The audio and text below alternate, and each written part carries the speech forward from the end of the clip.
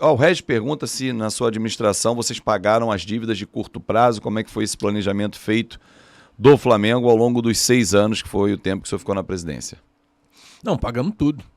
Só que, a partir do momento que você, vamos dizer, resgata a credibilidade da administração do clube, fica mais fácil você negociar.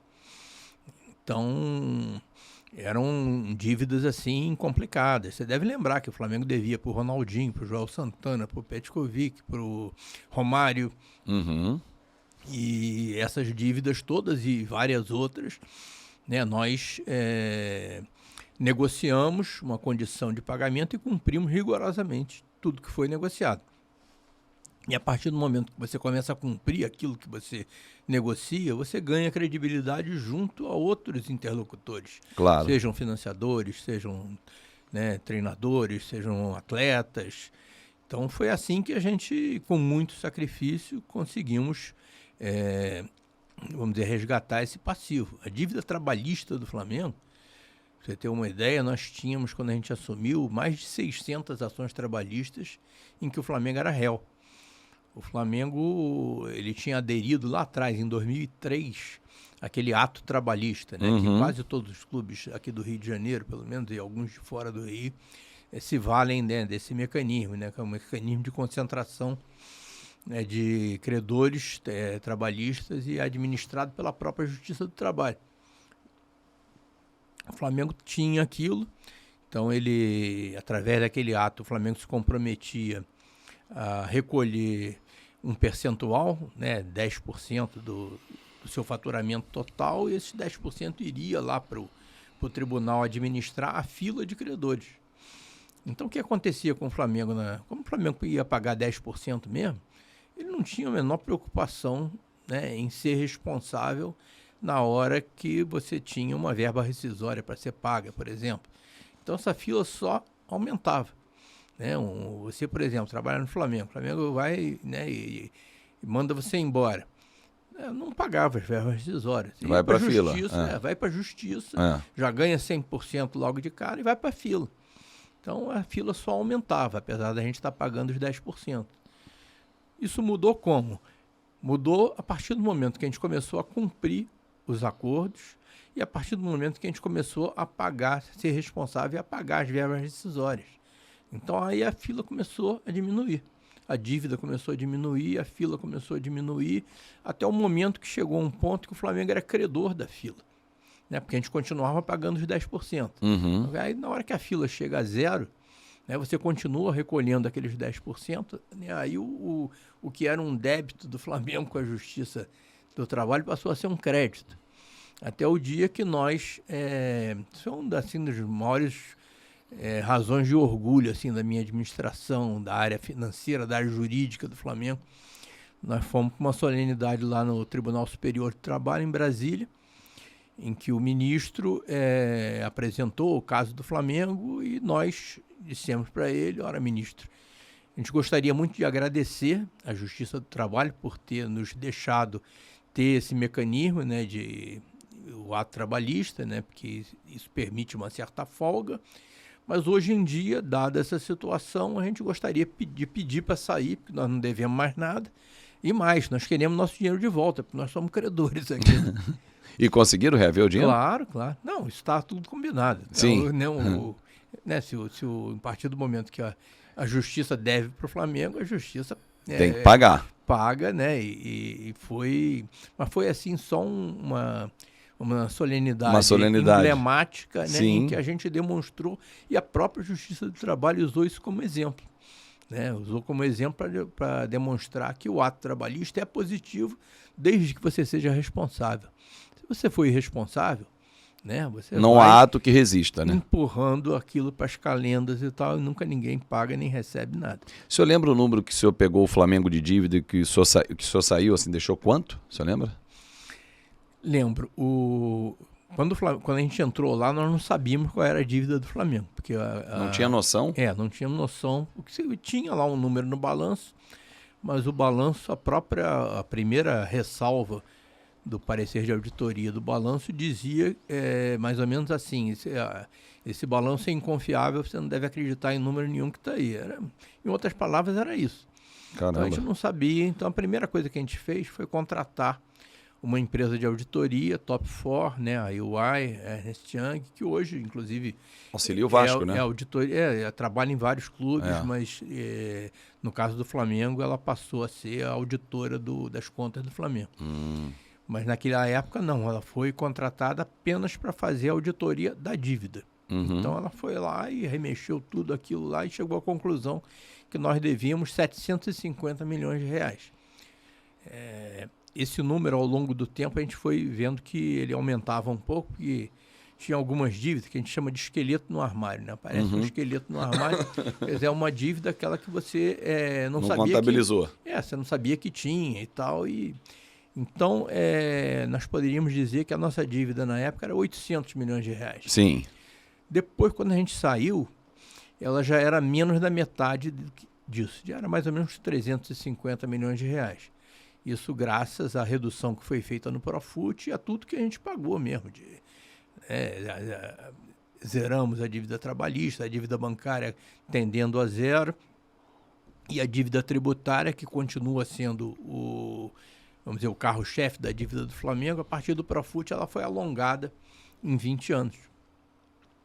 Então, você deve lembrar que você já milita aí na Crônica Esportiva há muito tempo, mas eu, como torcedor do Flamengo, eu acompanho aqui as eleições do Flamengo desde os anos 70 e tal. E toda eleição do Flamengo, a principal questão que era levantada em debates e tudo, era como fazer para pagar a dívida do Flamengo, aquela coisa insolúvel que é a dívida do Flamengo. Que aí tinha aquela solução de se cada um desse R$1, uma moeda da época, pagava, né?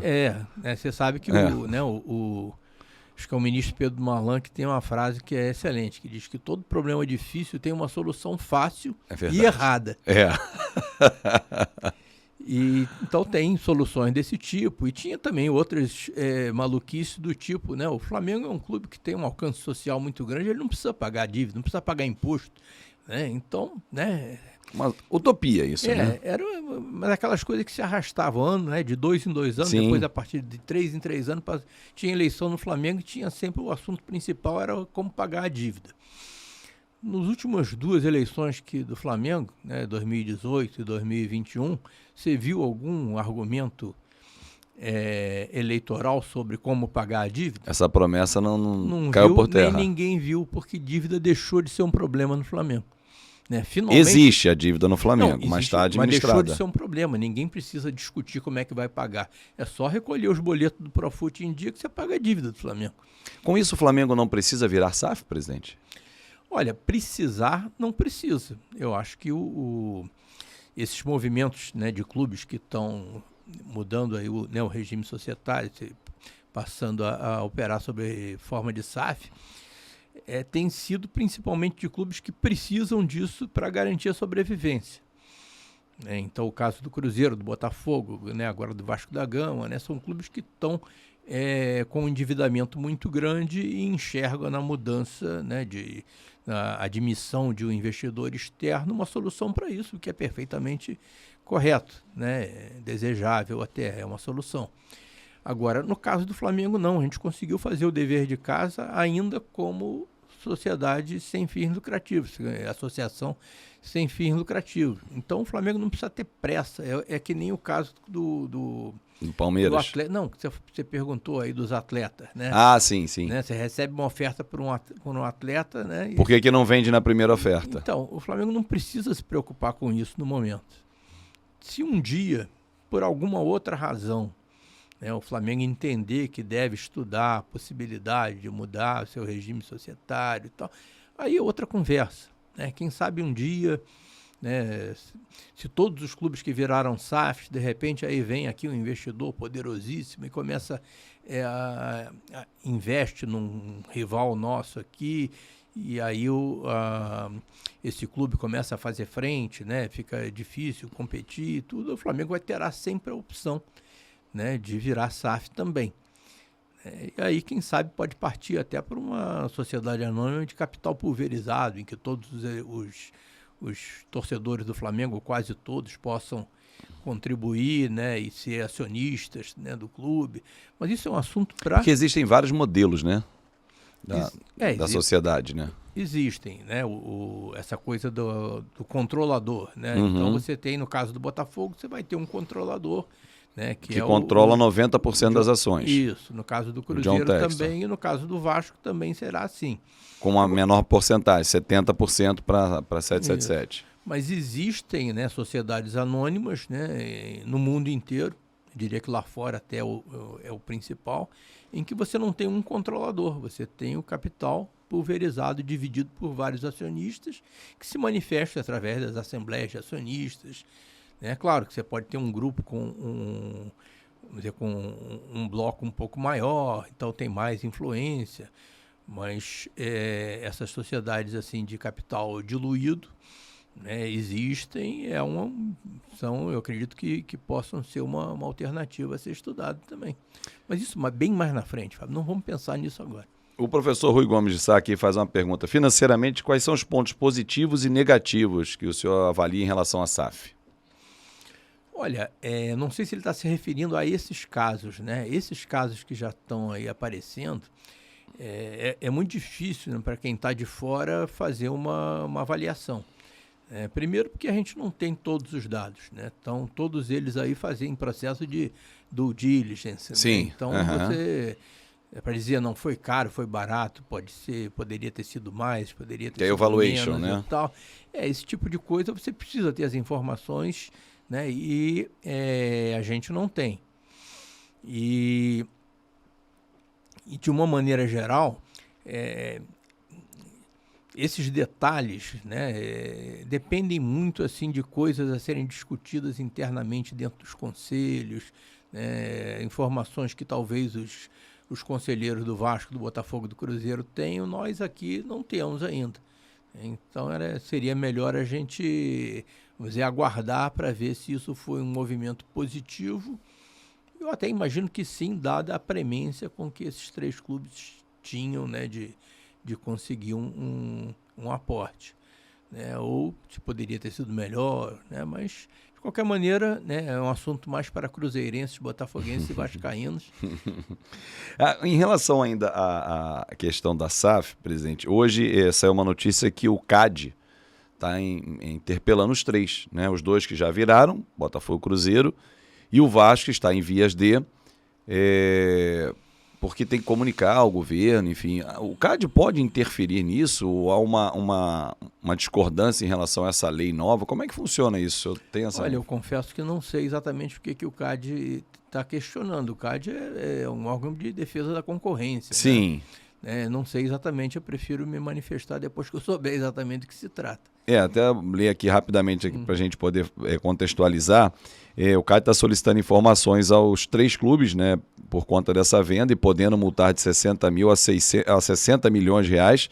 Essa notícia foi publicada pela Folha de São Paulo, porque, segundo o CAD, essa multa é em decorrência da possibilidade de abertura do processo administrativo para apuração de infração à ordem econômica e até anulação da operação, porque a lei é originalmente aplicada a empresas, não em relação a clubes. E há essa discussão, se em relação ao clube, a SAF pode ser aplicado mesmo que se aplica às empresas, na concorrência, enfim. Então, há especialistas que defendem que essa regra não se aplica a clubes, mas o CAD está em cima, tentando de alguma forma essas explicações.